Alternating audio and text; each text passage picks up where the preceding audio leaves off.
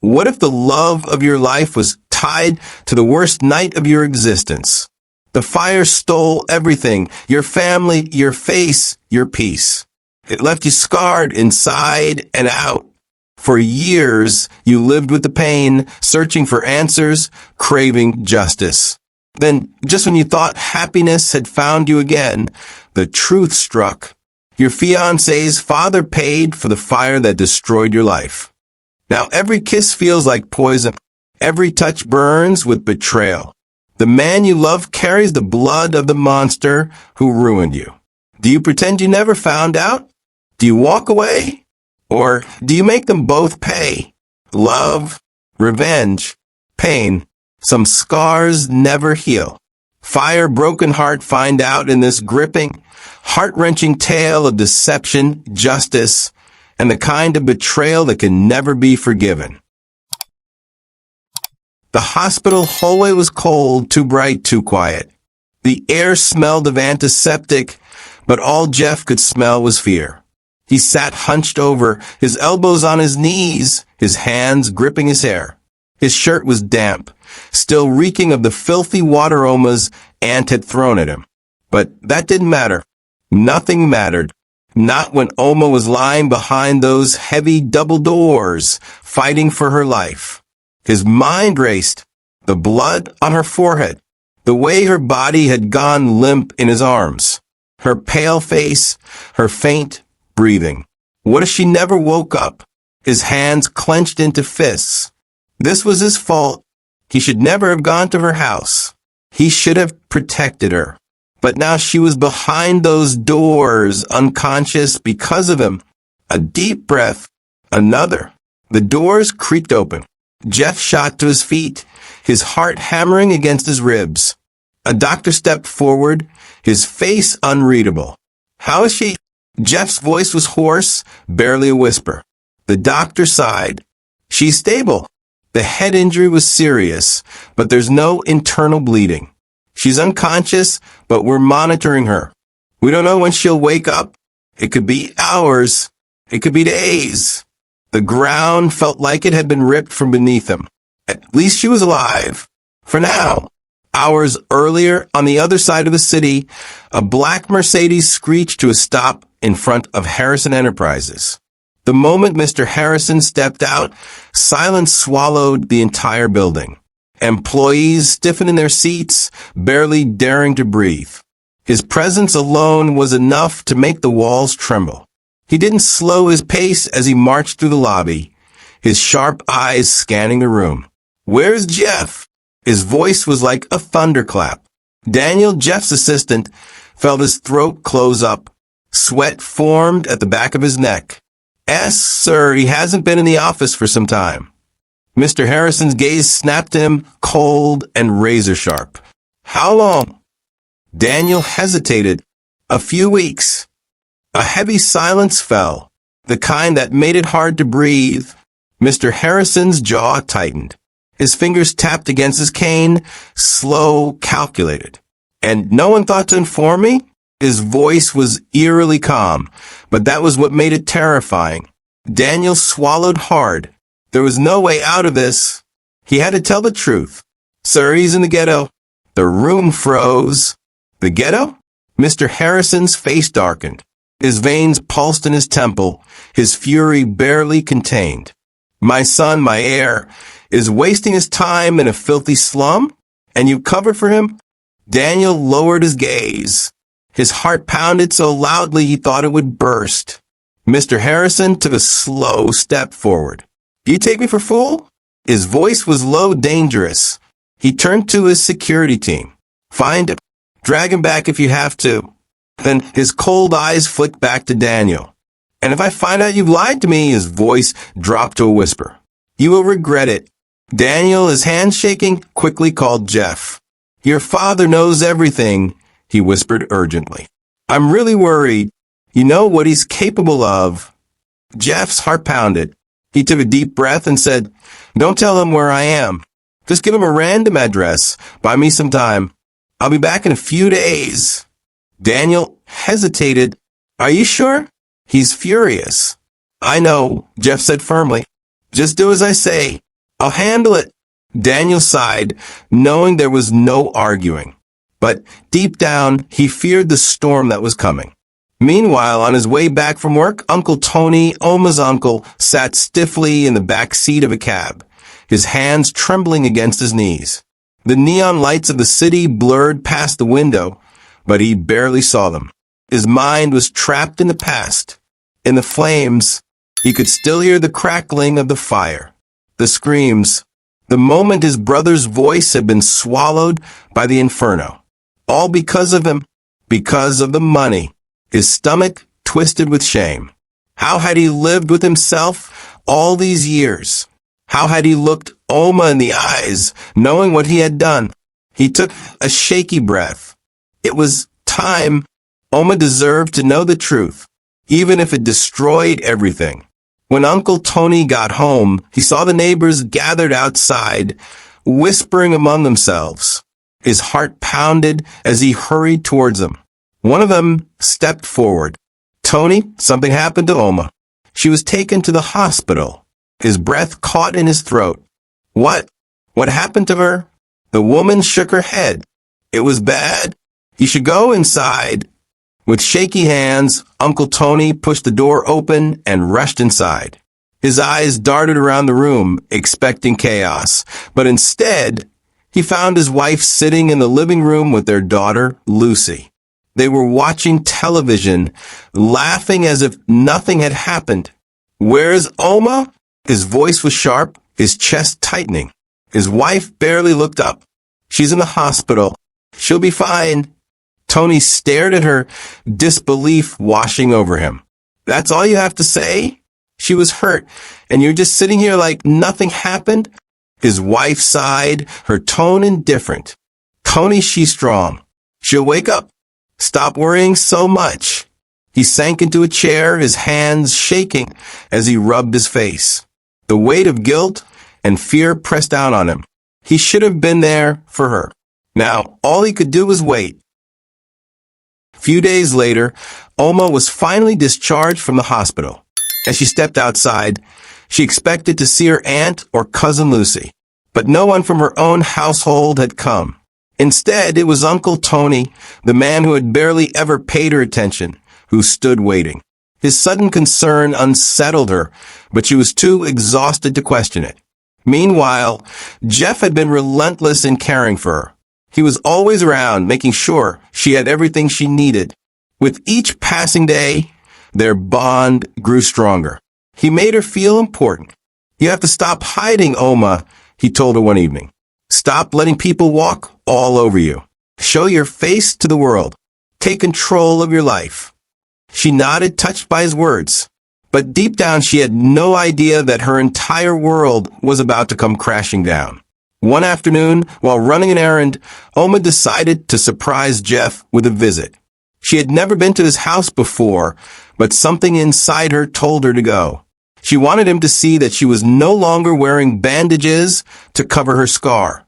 People should judge her by her actions, not by her appearance.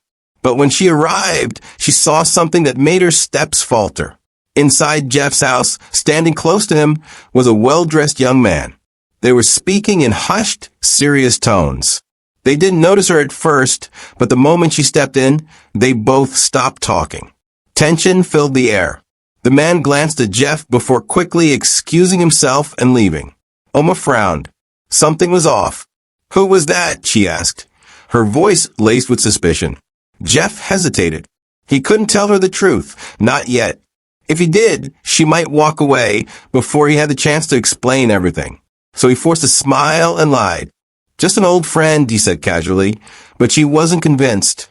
Before she could push further, Jeff's eyes landed on something beside her. His stomach clenched.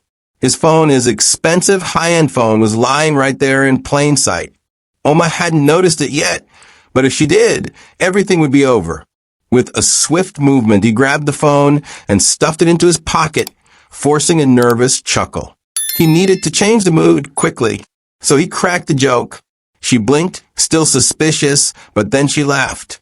And for a moment, the tension eased.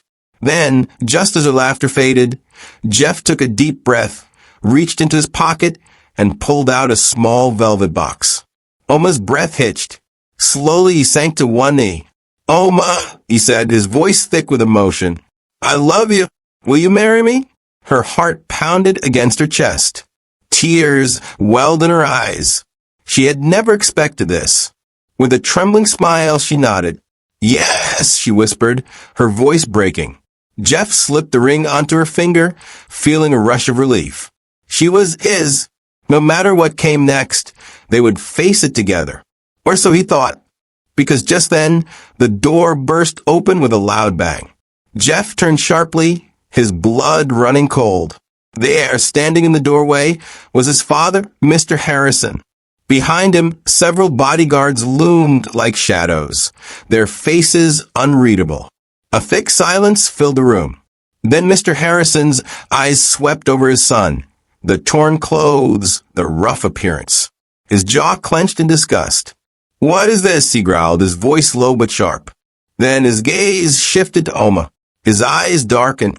"Who is this girl?" he demanded coldly. "Are you the one who put a spell on my son?" Oma stiffened, her breath hitching. Jeff clenched his fists. "Dad, stop it." But Mr. Harrison wasn't listening. His gaze burned into Oma. "Do you even know who my son is?" he sneered. "Or has he been playing dress-up, pretending to be poor?" Oma's stomach twisted violently. Her mind reeled. Playing dress-up? Her wide eyes snapped to Jeff, searching for any sign that his father was lying. But Jeff wasn't looking at her. He was staring at the ground, his jaw clenched. Oma's hands trembled. He had lied. Everything, the simple life, the struggles, the way he made her believe they were alike. It was all fake. Her vision blurred with tears. Was this just some rich man's game? Had she been nothing more than an experiment? A joke? Jeff reached for her. "Oma, please." But she yanked her hand away. "No," she whispered, her voice breaking. The ring on her finger suddenly felt like a burning weight. She tore it off and let it fall to the floor. Without another word, she turned and ran. Jeff's heart dropped as he watched her disappear. He wanted to chase after her to explain. But before he could take a single step, his father's voice cut through the air. "This nonsense ends now." Jeff swallowed hard. He ran after Oma, desperate to explain. But when he reached her house, she refused to see him. Her aunt came out instead, her face full of anger. She hurled insults at him, calling him a filthy beggar. Before he could say a word, she slammed the door in his face. Jeff stood outside Oma's house, his heart pounding as he listened to the muffled sobs coming from inside. He had never felt so helpless. Slowly he turned and walked away, his mind racing. He had to fix this. He couldn't lose Oma. 2 days later, Jeff entered his father's office. He had resumed work and wanted to give Oma some time. As he stepped inside, he found his father, Mr. Harrison, already waiting for him. The moment Jeff walked in, his father's cold, piercing eyes locked onto him. "Sit," Mr. Harrison ordered, his voice sharp with disappointment. Jeff remained standing, his jaw clenched. "I don't have time for this, Dad." Mr. Harrison let out a bitter laugh. "No, Jeff. You had time to play dress-up, pretending to be poor. You had time to chase after some street girl. But now it's time to face reality." Jeff's fist tightened. "Don't talk about Oma like that." His father slammed his cane against the floor. "She's nothing. Do you think she loves you? No. She loves the poor man you pretended to be. The moment she finds out who you really are, she'll hate you." Jeff's chest heaved with anger. "She already found out thanks to you." A cruel smirk crossed Mr. Harrison's face. "Good. Now you can stop this nonsense and marry the woman I chose for you. A woman who fits our family name." Jeff took a deep breath, trying to calm himself. "I love Oma, and I won't marry someone else." His father's face darkened. "Then you lose everything. The company, the inheritance, your wealth, gone." Jeff's heart pounded. He had always known his father was ruthless, but this was worse than he imagined. Still, he didn't care. None of it mattered without Oma. "Take it all," Jeff said firmly. "I choose her." His father's eyes widened in shock before narrowing into pure fury. Then you're no son of mine. Jeff swallowed hard, but he didn't back down. Stripped of his wealth, disowned by his father, and rejected by the woman he loved, he spiraled into despair. He returned to the small house he had rented in the ghetto, the place where he had first found freedom, where he had first met Oma. But this time, it felt different. Empty. Cold. Every night he sat by the roadside, a bottle in his hand, waiting, hoping. He knew Oma passed that way on her way home from the market, and he longed for just a glimpse of her. The once proud Jeff Harrison, heir to a billion-dollar empire, was now just a broken man, drowning in his regret. "Oma, please," he begged one evening as she walked past, clutching a basket of groceries. His voice was raw, thick with pain. "I never meant to hurt you. I only lied because I was afraid of losing you. You are the only thing that ever mattered." She paused, gripping the basket tighter. The sight of him unshaven, his once bright eyes now dull, broke something inside her. He had given up everything for her, and despite everything, she still loved him. Tears welled in her eyes. She wanted to stay angry, to hold on to the pain, but how could she when he had already lost everything just to prove his love? She took a deep breath, then stepped closer, kneeling beside him. "Jeff, you don't need to do this to yourself." His eyes searched hers, desperate. "Do you still love me?" A long pause. Then slowly she nodded. "I do." A shuddering breath left his lips, and he pulled her into his arms. For the first time in weeks, he felt whole again. Mr. Harrison sat alone in his grand office, staring at a framed photo of Jeff as a child. His son had always been stubborn, but this time he had pushed him too far. He had disowned him, thinking it would bring him back in line. Instead, Jeff had walked away from everything without hesitation. And now, Mr. Harrison felt the weight of his own loneliness. He couldn't lose his son. With a heavy sigh, he picked up his phone. "Get the car ready. We're going to see your family." When the luxurious black cars pulled up outside Oma's house, the entire neighborhood gathered, whispering in awe. The vehicles gleamed under the sun, their presence an undeniable statement of power and wealth. Oma's aunt, feeling immensely proud, puffed out her chest. She nudged the women beside her. "I told you my Lucy was special. The rich men have come for her hand." She laughed, calling out to more neighbors. "Come and see." She barely noticed Oma standing in the doorway, her heart pounding. Then the car door opened and Jeff stepped out. The blood drained from Oma's aunt's face. Her knees weakened as realization struck her like a lightning bolt. It was the same man she had insulted, the same man she had poured dirty water on, the same man she had called worthless. She swallowed hard, lowering her head in shame. How had she been so blind? Jeff didn't even glance at her. He had only one reason for being there. He turned to Oma and took her hands. "I brought my father," he said softly. "I want to do this the right way." Meanwhile, inside the small living room, tension thickened the air. Mr. Harrison stood tall, but for the first time in his life, he hesitated. Because sitting on the couch before him was a face from his past. Oma's uncle. Their eyes locked, and the world seemed to stop. Silence stretched, heavy with years of buried secrets and unspoken guilt. Mr. Harrison's fingers curled into fists.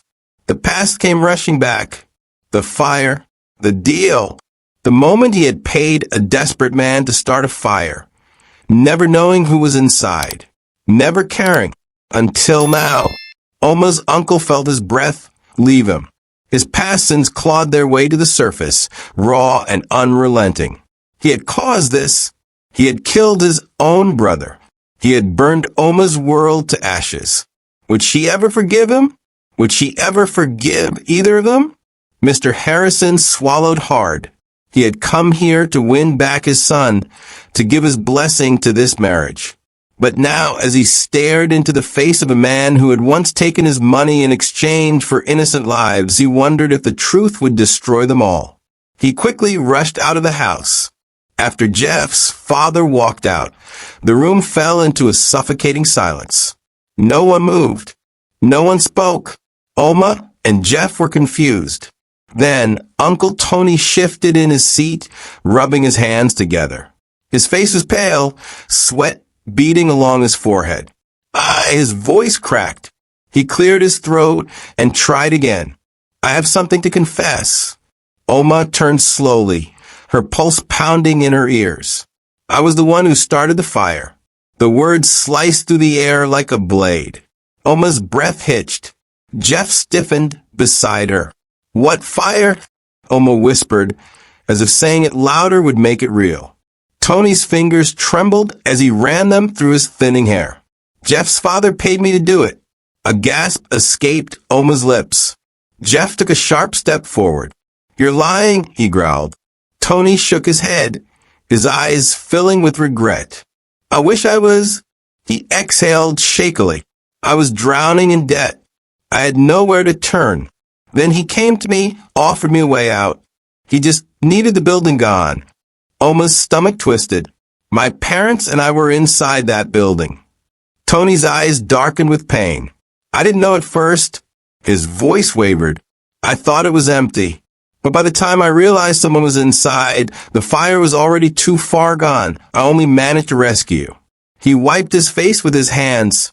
I can still hear his screams, Oma, every single night. Oma's knees buckled, but Jeff caught her before she could fall. His arm wrapped around her shoulders, holding her steady. Jeff's voice was low, seething. And you just let them die? Tony squeezed his eyes shut. I panicked. I read.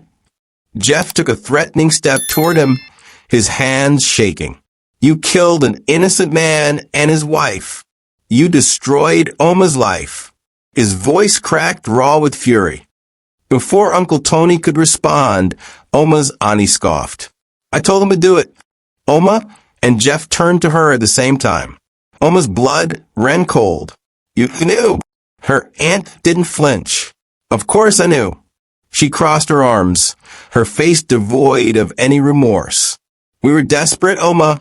Your father wasn't going to lift a finger to help us. He would have let us rot in poverty while he played the good man. Oma's vision blurred with tears. He was your husband's brother. And what did that do for me? Her aunt snapped. Look at us now. We survived, didn't we?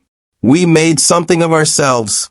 That fire was the best thing that ever happened to us. Oma staggered back as if she'd been struck. Jeff's grip on her tightened, his own body trembling with rage. You're a monster, he spat at her aunt. Both of you. Uncle Tony lowered his head. I don't expect forgiveness, he said, his voice barely above a whisper. I don't deserve it. I needed to tell the truth. Oma swallowed the lump in her throat. Forgiveness? No, that was impossible. Without another word, she turned and walked toward the door. Jeff followed close behind, his hand still gripping hers. She didn't look back. She couldn't. Jeff called the police and got them arrested. What will you do? If you are in Oma's shoes, will you pretend you never found out? Will you walk away? Or will you make them both pay? Thanks for watching. Please like, share, subscribe, and leave a comment.